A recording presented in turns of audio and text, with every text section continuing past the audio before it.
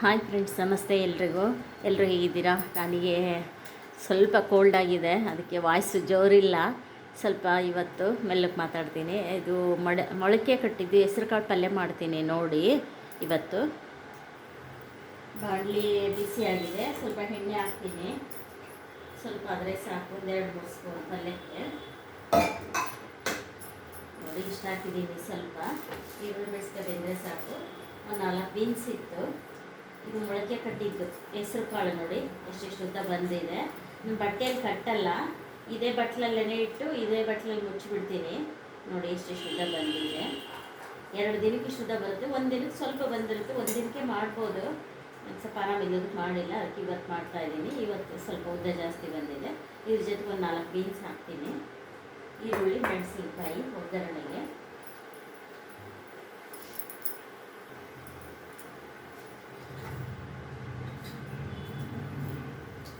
ನೋಡಿ, ಎಣ್ಣೆ ಕಾದಿದೆ, ಸಾಸಿವೆ ಹಾಕ್ತಾ ಇದ್ದೀನಿ.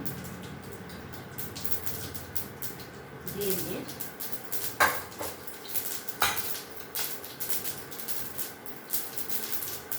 ಕರಿಬೇವು, ಮೆಣಸಿನ್ಕಾಯಿ. ಇದು ಸ್ವಲ್ಪ ಮಾಡಿದ್ಮೇಲೆ ಈರುಳ್ಳಿ ಹಾಕ್ತೀನಿ. ಯಾವಾಗ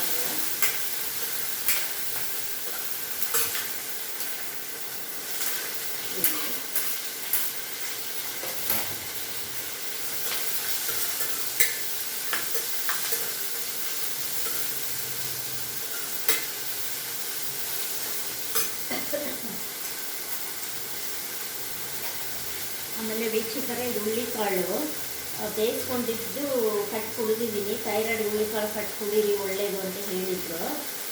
ಅದಕ್ಕೋಸ್ಕರ ನಾನು ಕಟ್ ಕುಡಿದೆ. ಈ ಹುಳ್ಳಿಕಾಳು ಏನು ಮಾಡೋದು ಅಂತ ಯೋಚನೆ ಮಾಡ್ತಾ ಇದ್ದೆ. ಇದು ರುಬ್ಬಿ ಸ್ವೀಟ್ ಹಾಕೊಂಡು ತಿನ್ಬೋದು. ನಾವೆಲ್ಲ ಶುಗರ್ ಇದೆ, ಹಂಗಾಗಿ ಇದು ತಿನ್ನಕ್ಕೆ ಬರಲ್ಲ. ರುಬ್ಬಿ ಬೆಲ್ಲ ಹಾಕ್ಕೊಂಡು ಎಲ್ಲ. ಅದಕ್ಕೆ ಈಗ ಹೆಂಗಿದ್ರು ಕಾಳಿನ ಪಲ್ಯ ಮಾಡ್ತಿದ್ರಲ್ಲ, ಇದು ಮೊಳಕೆ ಕಾಳು, ಇದು ಪಲ್ಯ ಮಾಡ್ತಿದ್ದಲ್ಲ, ಇದ್ರ ಜೊತೆಗೆ ಇದು ಹಾಕ್ಬೋದಲ್ಲ ಅಂತ ಯೋಚನೆ ಬಂತು, ಹಾಕ್ತಾ ಇದ್ದೀನಿ. ಇದು ಕಟ್ಟು ಕುಡಿತಾ ಇದ್ದೀನಿ. 1-2 ದಿನ ಕುಡಿದೆ ನಾನು. ಆಮೇಲೆ ಹಂಗೆ ತಿನ್ನೋಕ್ಕೂ ಬೇಜಾರಂತೂ ಇವತ್ತು ನೆನಪಾಯಿತು, ಕಾಳಿನ ಪಲ್ಯ ಮಾಡ್ತಿದ್ನಲ್ಲ ಅಂತ. ಅದಕ್ಕೆ ಅದರೊಳಗೆ ಇದು ಹಾಕ್ತೀನಿ. ಹುಳ್ಳಿಕಾಳು ಆರೋಗ್ಯ ತುಂಬ ಒಳ್ಳೆಯದು ಹುಳ್ಳಿಕಾಳು. ನೀವು ಅವಾಗ ಘಾಟು ದಣೆ ಹಾಕ್ತೀನಿ. ಹುಳ್ಳಿಕಾಳಿನ ಸಾಂಬಾರು, ಹುಳ್ಳಿಕಾಳಿಂದು ಮೊಳಕೆ ಕಟ್ಟಿದ್ದು ಸಾಂಬಾರು ಎಲ್ಲ ಮಾಡ್ಕೊಳ್ಳಿ. ಈ ಥರ ಬೇಯಿಸ್ಕೊಂಡು ಪಲ್ಯ ಮಾಡ್ಕೊಬೋದು. ಇವಾಗ ಇದ್ರ ಜೊತೆಗೆ ಇದು ಹಾಕ್ತೀನಿ ನೋಡಿ, ಮಿಕ್ಸ್ ಪಲ್ಯ. 2 ಕಾಳಲ್ಲ ನಡೆಯುತ್ತೆ. ಇದ್ರ ಜೊತೆಗೆ ಒಂದು 4 ಬೀನ್ಸ್ ಇತ್ತು, ಅದು ಹಾಕ್ತೀನಿ. ಈ ಒಂದು 4 ಬೀನ್ಸು ಹೆಚ್ಚಿಬಿಟ್ಟು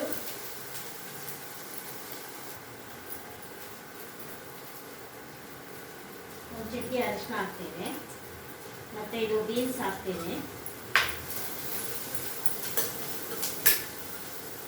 ಇದು ಕಾಳು ಹಾಕ್ಬಿಡ್ತೀನಿ.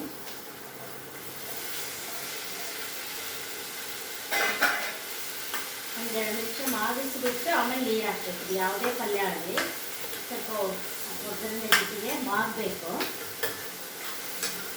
ಚೆನ್ನಾಗಿ ಮಾಗಿಸ್ಬಿಟ್ಟು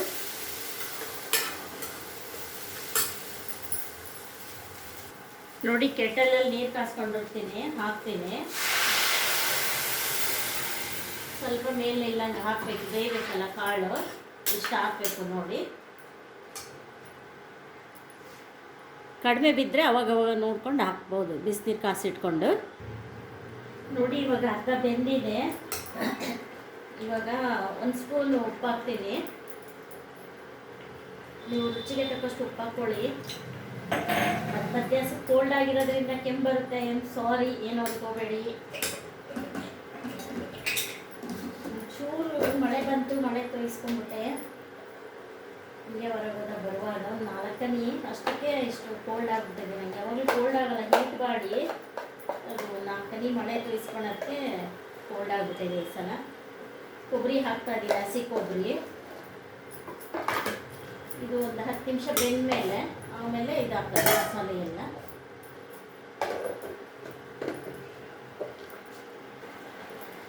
ನೋಡಿ, ಇವಾಗ ಸಾಂಬಾರು ಪುಡಿ ಹಾಕ್ತೀನಿ. ಸಾಂಬಾರು ಪುಡಿ ಹಾಕ್ತಾ ಇದ್ದೀನಿ 1 ಸ್ಪೂನು.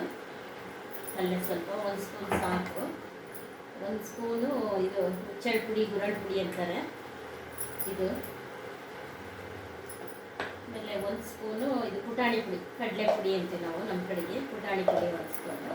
ಪಲ್ಯ ಪುಡಿ ಅಂತೂ ಇದು ಇರಲೇಬೇಕು. ಪುಟಾಣಿ ಪುಡಿ, ಗುರಾಳ್ ಪುಡಿ ನಮ್ಮ ಕಡೆಗೆ 2 ಪುಡಿಗಳು ಇರಲೇಬೇಕು. ರೆಡಿ ಪಲ್ಯ ಇಷ್ಟೇ.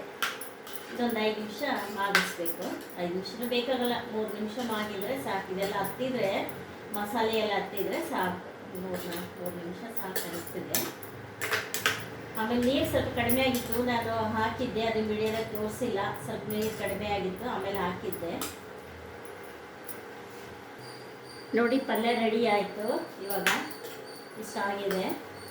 ಮಿಕ್ಸ್ ತರಕಾರಿ ಪಲ್ಯ ಚೆನ್ನಾಗಿರುತ್ತೆ. ಯಾವಾಗಲೂ ಕಾಳಿನ ಜೊತೆಗೆ ಬೀನ್ಸು ಮತ್ತು ಆಲೂಗಡ್ಡೆ ಏನಾರು ಹಾಕಿದರೆ ಚೆನ್ನಾಗಿರುತ್ತೆ. ಬರೀ ಕಾಳಿಗಿಂತ 1-2 ಏನಾರು ಹಾಕಬೇಕು, ಕ್ಯಾರೆಟು ಏನಾರು. ಇಲ್ಲಾಂದ್ರೆ ಒಂದೊಂದ್ಸಲ ಬರೀ ಕಾಳು ಮಾಡ್ಕೋಬೋದು, ಚೆನ್ನಾಗಿರುತ್ತೆ. ಅದು ಒಂಥರ ಮಿಕ್ಸ್ ಹಾಕಿದರೆ ಬೀನ್ಸು ಕ್ಯಾರೆಟ್ ಇಂತ ಹಾಕಿದ್ರೆ ಅದು ಚೆನ್ನಾಗಿರುತ್ತೆ. ಈ ಸ್ಟವ್ ಆಫ್ ಮಾಡ್ತೀನಿ. ಪಲ್ಯ ರೆಡಿ.